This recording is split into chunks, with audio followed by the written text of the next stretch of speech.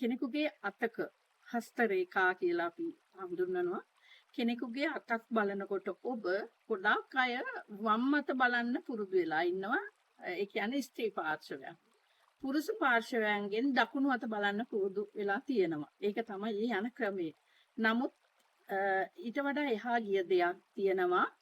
කෙනෙකු වම් අතින් තමන්ගේ ලියන කියන සියලු කටයුතු වමත් අතින් කරනවා නම් ඒ කෙනාගේ වමත බැලිය යුතුයි. යම්කිසි කෙනෙක් දකුණෙන් කටයුතු කරනවා නම් ලියන කියන හැම කටයුත්තම තැනත්තාගේ දකුණෙන් ඒ අත්ත බැලිය යුතුයි. ඒ කියන්නේ ගොඩක් දුරට මොළයට සම්බන්ධ වෙලා තියෙන වැඩියෙන් වැඩ කරන පැත්ත තමයි අපේ ස්නායු වැඩ කරන්නේ හැම දෙයක් වෙන්නේ. අන්න ඒකත් එක්ක අපේ රේඛා පිහිටන නිසා මම අනුමත කරන්නේ ගැහැන් ස්ත්‍රී කට්ටියගේ වම් අතත් පුරුෂයාගේ දකුණු අතත් නෙමෙයි යම්කිසි කෙනෙක් යම්කිසි ස්ත්‍රී හෝ පුරුෂ වේවා යම්කිසි කෙනෙක් වම් අතෙන් වැඩ කරනවා නම් ඒ තැනත්තාගේ වමත බැලීමටත් යම්කිසි කෙනෙක් දකුණු අතෙන් වැඩ කරනවා නම් ඒ තැනත්තාගේ දකුණු අත ස්ත්‍රී පුරුෂ ભેදයකින් තොර දකුණු අත බැලීම තමයි ඇත්තටම සිදුවිය යුත්තේ.